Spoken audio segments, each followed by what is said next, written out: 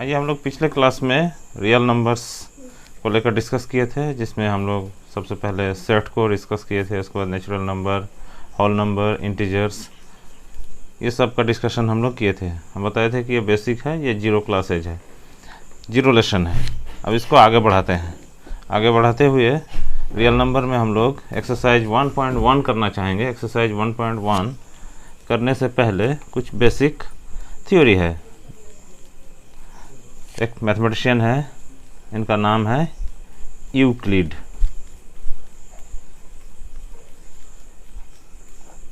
इनका एक लेमा है जिसको प्रमेयिका कहते हैं हिंदी में, और एक डिवीजन एल्गोरिथम, विभाजन एल्गोरिथम है, उसका भी डिस्कशन हमको करना है। और दोनों मिला के हम लोग 1.1 एक्सरसाइज का सवाल को हल करना चाहेंगे। ओके, तो सबसे पहले हम लोग प्रमेय 1.1, इसका नाम है यूक्लिड डिवीजन लेमा।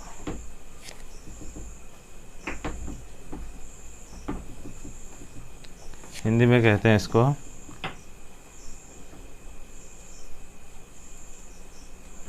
यूक्लिड विभाजन प्रमेयिका। समझ रहे? लिखे हैं यहाँ प्रमेय, ये नंबर दिए हैं 1.1, जैसे चैप्टर 1 है ना, तो इसका 1.1, 1.2, 1.3 जितना भी प्रमेय आएगा सब इसी तरीके से उसको लिखेंगे, ठीक है। लेकिन ये प्रमेयिका है। प्रमेयिका मतलब प्रमेय का छोटा रूप, ठीक है। क्या कहा यूक्लिड साहब ने? पहले स्टेटमेंट लिख लेते हैं, उसके बाद अपने से एग्जाम्पल देंगे और उसको सुटेबली वेरीफाई करेंगे, ठीक है। इसका कहना है कि दो धनात्मक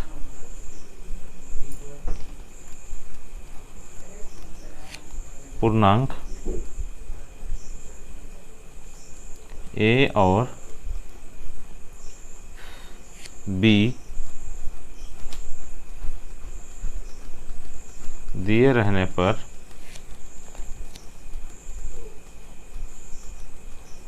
ऐसी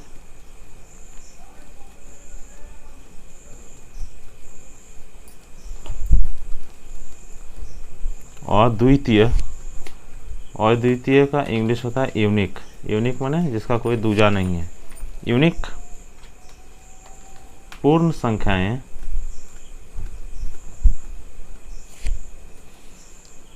Q तथा R विद्यमान माने उपस्थित, ये सब थोड़ा बहुत कट्टर हिंदी है, या मौजूद, इसको भी जान लीजिए, है कि A इक्वल टू, इसको हम लिख सकते हैं BQ प्लस R के रूप में, जहाँ R जो है वो 0 या 0 से बड़ी होगी लेकिन B से छोटी होगी। ये तो इसका कथन है, स्टेटमेंट जिसे कहते हैं कि दो धनात्मक पूर्णांक A और B दिए रहने पर ऐसी अद्वितीय पूर्ण संख्याएं Q तथा R मिलेंगे हमको, जिसको हम लोग इस तरीके से लिख सकते हैं। और सबसे बड़ी शर्त यह है कि R जो होगा, जिसे हम लोग शेषफल कहेंगे, और Q को भागफल कहेंगे। थोड़ा लिख देते हैं, जहाँ अस्पष्ट है, अभी थोड़ा नया है इसलिए आपको लग रहा है ऐसा, लेकिन जब हम लोग देखेंगे तो बहुत अच्छा लगेगा, बहुत आसान लगेगा। Q को हम लोग यहाँ क्या कहते हैं? भागफल, इंग्लिश में जो कोशेंट होता है ना, और R का मतलब होता है शेषफल, जिसे हम लोग कहते हैं रिमाइंडर। क्या है ये? कुछ नहीं है बल्कि भाग है, कुछ नहीं है। यूक्लिड साहब ने अपना नाम लिखा के चला गया खाली, और कुछ नहीं है। आप जो भाग, आप और हम जो बच्चे से भाग करते आ रहे हैं ना, वही भाग है। जैसे मान लीजिए हम आपको 6 को भाग देना चाहते हैं 2 से, ठीक है, तो 3 दूनी 6, ये उसका ओरिजिनल फॉर्म है भाग का, सही रूप है। अगर इसको कोई भाग इस तरीके से करना शुरू कर दे, 2 एकम 2 4, अब बताइए यहाँ शेषफल क्या हो गया, 4 हो गया। किससे ज़्यादा है, 2 से ज़्यादा है। 4 किससे ज़्यादा है, 2 से ज़्यादा है। क्या यह सही है, भाग नहीं है।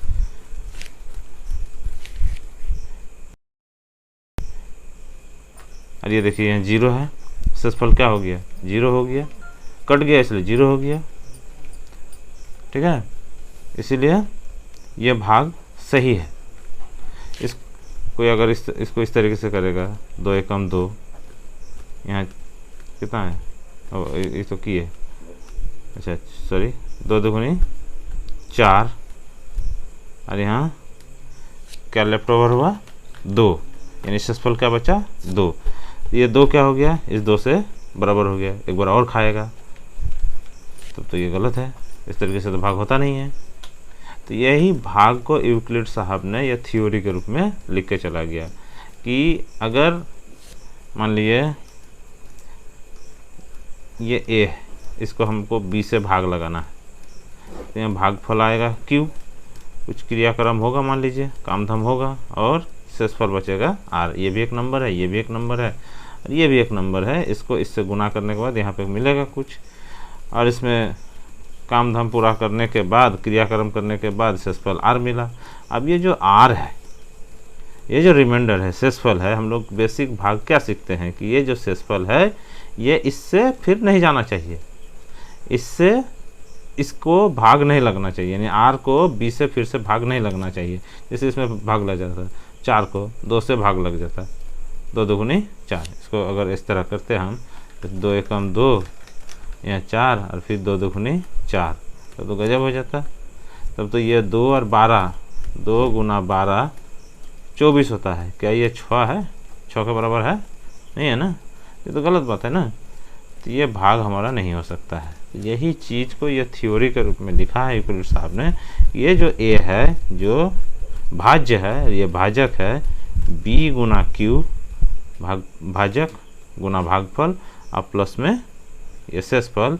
तो ये शेषफल कैसा होना चाहिए, कंडीशन सप्लाई कि ये जो आर है, शेषफल जो है वह यह तो 0 आ जाए, यह तो 0 आ जाए, ये जो देख रहे हैं ना, ये बराबर है, यानी 0 के बराबर हो जाए, या 0 से बड़ी हो जाए। 0 से छोटी तो हो नहीं सकती है। हाँ, शेषफल अब 0 से छोटी हो जाएगी, मतलब माइनस में थोड़ी होता है, यानी नीचे ज़्यादा थोड़ी लेते हैं, वो भी हम दिखा रहे हैं। हाँ, जैसे मान लीजिए हम 6 को ही भाग लगा रहे थे, 2 यहाँ हम कर दिए, 2 तिया 6 होता है, तो 2 चौके 8 कर दिए, तो यहाँ पे कितना बचा, -2। समझ रहे हैं, ये तरीका हुआ क्या, ये भाग लगा, ऐसा होता है नहीं, गलत बात है। इसलिए ये बोल रहे हैं कि 0 से बड़ी होगी, 0 से बड़ी मतलब पॉजिटिव चीज़ होगा। 0 से बड़ी और 0 से छोटी का मतलब होता है पॉजिटिव चीज़। 0 से बड़ी का मतलब पॉजिटिव, और 0 से छोटी का मतलब नेगेटिव, बस इतना याद रखना है। धनात्मक और ऋणात्मक, 0 से बड़ी माने धनात्मक, और 0 से छोटी माने ऋणात्मक। तो 0 से बड़ी होगी या 0 के बराबर होगी, जैसे इस केस में 0 के बराबर हुआ। और किससे छोटी होगी, हमेशा इससे, ये जो 2 से भाग लगा रहे थे, इससे हमेशा छोटी होनी चाहिए। जैसे यहाँ पे ये नहीं हुआ, तो किससे छोटी होनी चाहिए, हमेशा b से छोटी होनी चाहिए। जैसे मान लीजिए ये तो कट गया, कुछ विषम संख्या लेते हैं, 9 लेते हैं, अब 2 से भाग लगा, 2 एकम 2, तो बचा 7। ये सही है नहीं, ये 7 फिर इससे खाएगा, इसलिए ये भाग सही नहीं है। और देख रहे हैं, इसको मान लीजिए 2 से खिला रहे हैं, 2 दुगुनी 4, कितना बचा 5, फिर ये इससे खाएगा नहीं, गलत बात है, बड़ी हो रहा है। 9 को फिर हम 2 से खिला रहे हैं, 2 तिया 6, यहाँ बचा 3। क्या ये सही है, ये भी इससे बड़ी है, ये भाजक से हमेशा बड़ी है, भाजक से बड़ी हो जाएगी शेषफल, तो ये तो और एक बार खा जाएगा, तो गलत बात है। अगर इसको हम ऐसे करते हैं तो चौके 8, तो क्या है 1 बचा, ठीक है। शेषफल देखिए 1, क्या इससे छोटी है, हाँ है। क्या 1 धनात्मक है, हाँ है, इसलिए ये वाला पास हो जाएगा, ये सही है। अगर इसको हम और खुरपाती करें, थोड़ा सा और बढ़ा दीजिए, नहीं हमको ज़्यादा दिमाग हो गया, हम इस तरह कर देंगे, ये तो माइनस में आ गया, ऐसा होता है क्या, इससे बड़ा होता है क्या? जिससे भाग लगाना उससे बड़ा आ जाएगा यहाँ पे, ऐसा तो नहीं होगा। समझ रहे हैं? तो भाग ये वाला सही है। तो इसमें आपको यूक्लिड जो डिवीजन लेमा है, यूक्लिड विभाजन प्रमेय का है, देखिए बहुत अच्छी तरीके से सेट हो जाएगा। ये हमारा ए है, समझ रहे हैं, और ये बी है, इससे हम भाग लगा रहे हैं। और ये शेषफल देखिए हमारा कैसा आया, 1 आया। 1 क्या हुआ, 2 से छोटी है क्या? नहीं है, 2 से छोटी है और 0 से बड़ी भी है, यानी धनात्मक भी है। इसलिए यूक्लिड डिवीजन लेमा, यूक्लिड विभाजन प्रमेय का याद रखने की ज़रूरत नहीं है। बेसिकली ये भाग है, जो भाग हम और आप बचपन से पढ़ते आ रहे हैं वही भाग है। और उसका रूल को खाली लिखा उन्होंने कि भाई आप जिसको भाग कीजिएगा जिस नंबर से, तो जिस नंबर से भाग कीजिएगा हमेशा शेषफल क्या होना चाहिए, जिससे भाग कीजिएगा उससे छोटा होना चाहिए। ये कंडीशन है। शेषफल हमेशा जिससे भाग कीजिएगा, किससे भाग कर रहे थे? बी से भाग कर रहे थे। ये ए को किससे भाग कर रहे थे? बी से। तो ये जो शेषफल है वो शेषफल हमेशा भाजक से जिससे भाग कर रहे थे उससे छोटी होना चाहिए, और या तो 0 के बराबर हो जाए। शेषफल ऐसा भी हो सकता है, अगर पूरा पूरी कट जाए, संख्या पूरा पूरी विभाजित हो जाए, तो शेषफल क्या आ जाएगा? 0 हो जाएगा। या तो 0 से बड़ी होगी, लेकिन ऋणात्मक होने का कोई चांस नहीं है। समझे आप? ठीक है, अब इसको आगे बढ़ाते हैं। प्रमेय का तो हम लोग पढ़ लिए हैं, समझ गए उसमें क्या बात है। अब उसमें 2-4 सवाल अगर प्रैक्टिस कर लेते हैं तो बहुत अच्छे तरीके से और भी हमारे दिमाग में सेट हो जाएगा। समझ आई? तो चलिए हम लोग करते हैं उदाहरण 2। एग्जाम्पल बहुत काम का चीज़ है। एग्जाम्पल जो होता है वो बहुत काम का चीज़ है, उसको पढ़ना चाहिए।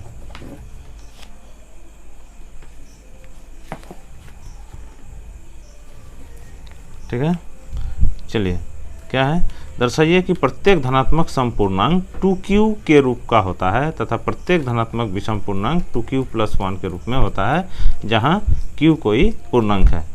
समझिए क्वेश्चन क्या बोला कि कोई भी धनात्मक समपूर्णांक जो होगा, समपूर्णांक जो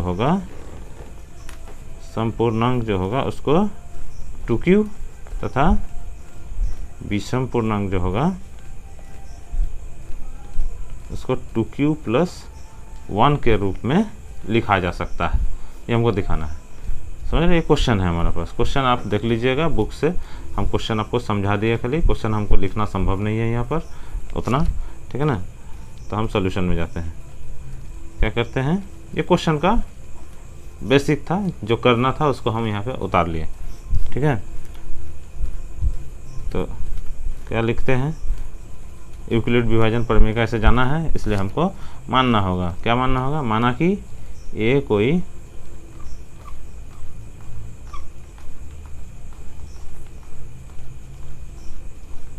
धनात्मक पूर्णांक है तथा जिससे भाग करना, देखिए ये 2q और 2q + 1 के रूप में दिखाना है। तो इस 2 को आप क्या मान लीजिएगा, b को 2 मान लीजिएगा। ठीक है, तब लिखिएगा यूक्लिड विभाजन प्रमेयिका से क्या लिखते हैं हम लोग, a = bq + r। ठीक है, जहाँ पे r क्या होगा, या तो 0 होगा या 0 से बड़ी होगी, और किससे छोटी होगी? हमेशा b से। अब यहाँ पे इसको आगे बढ़ाते हैं। a = b को हम लोग क्या माने थे, 2q + r। तो 0 r <2, r is greater than 0 और इक्वल टू क्या बोले, r is greater than 0 और equal to 0 and less than 2। ठीक है, दैट इज r का वैल्यू क्या क्या आ सकता है, 0 हो सकता है या क्या हो सकता है, 1। क्यों? 2 से छोटी है। तो अगर r के बारे में बोला जाए कि 0 से बड़ी है या 0 के बराबर है और 2 से छोटी है, तो क्या होगा, r हमारा 0 होगा या 1 होगा। 2 से तो छोटी लेना है, धनात्मक पूर्णांक होता है। हम लोग पहले ही यूक्लिड वाले में प्रमेयिका में पढ़ चुके हैं कि a और b धनात्मक पूर्णांक है, तो हमको ऐसा अद्वितीय धनात्मक पूर्णांक q तथा r भी मिलेंगे, जिसको हम लोग a = bq + r के रूप में लिख सकते हैं। और r जो होगा वो 0 या 0 से बड़ी होगी और b से छोटी होगी। देयरफॉर r जब 0 होगा तो क्या होगा, a = 2q + 0 यानी 2q।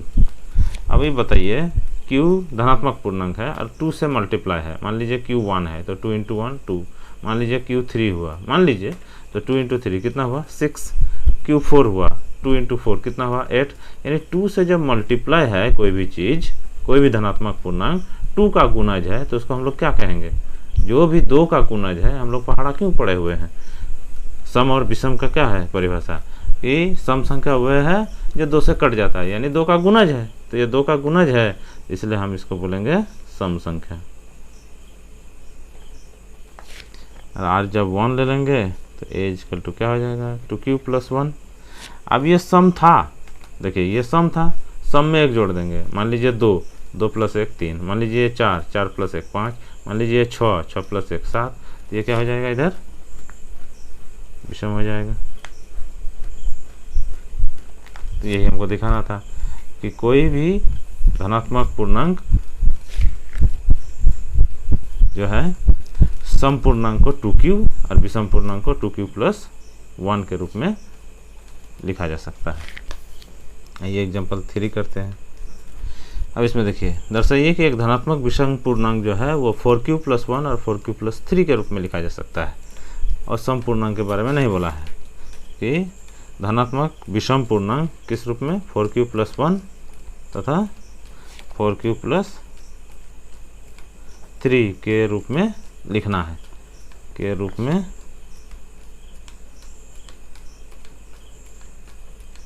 लिखा जा सकता है।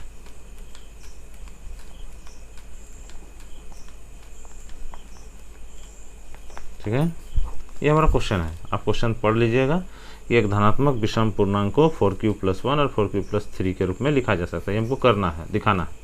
उसी तरीके से सॉल्यूशन करेंगे हम। माना कि ये कोई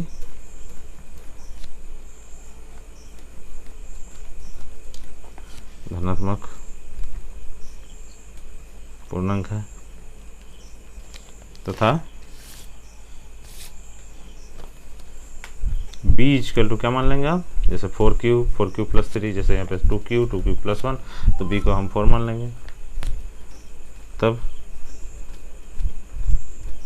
यूक्लिड डिवीजन लेमा या यूक्लिड विभाजन प्रमेयिका से हम लोग क्या लिख सकते हैं? a = bq माने 4q + r, bq + r, जहाँ पे r का सकल क्या होना चाहिए?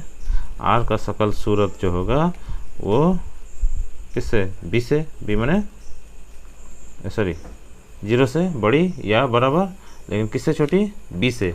b से छोटी माने कौन है b? 4। दैट इज r हमारा क्या क्या होंगे? r हमारा 0 या 1 या 2 या 3 हो सकता है। तो r = 0 लेके चलते हैं। तो a बराबर कितना हो जाएगा भाई साहब? 4q + 0, यानी क्या हो गया? 4q। समझ रहे हैं? इसको आप 2 × 2q कर दीजिए। अब मान लीजिए ये क्या है? सम है 2q।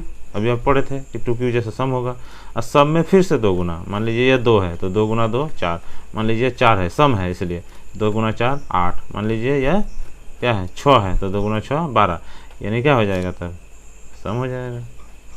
समझ रहे? r = 1 ले लीजिए, तो ये हो जाएगा 4q + 1। ये सम था, सम में 1 जुटेगा तो वो बन जाएगा क्या? विषम। r = 2 ले लीजिए, तो ये हो जाएगा 4q + 2। विषम में 1 जोड़ दीजिएगा, जैसे 3 में 1 जोड़ दीजिएगा, क्या हो जाएगा? 4। 5 में 1 जोड़ दीजिएगा 6, तो फिर सम बन जाएगा। r = 3 ले लीजिए, तो ये हो जाएगा 4q + 3। अब ये सम था, सम में 3 जुटा, माने सॉरी ये सम था 4q + 2, इसको आप ऐसे भी लिख सकते हैं 4q + 2 और +1। ये सम था, सम में 1 जुटा, तो फिर क्या बन गया? विषम बन गया। इसलिए बोला था कि एक धनात्मक पूर्णांक को, एक विषम धनात्मक पूर्णांक को 4q + 1 या 4q + 3 के रूप में लिखा जा सकता है। देखिए ये 4q + 1 विषम हुआ, हमको ये वाला दिखाना था, साथ में ये भी दिखा गया। ये तो प्रोसेस में ही आया तो करना ही पड़ेगा। तो अब इसी तरह का सवाल आपको एक्सरसाइज 1.1 में मिलेगा, हम लोग उसको नेक्स्ट वीडियो में करेंगे। ठीक है।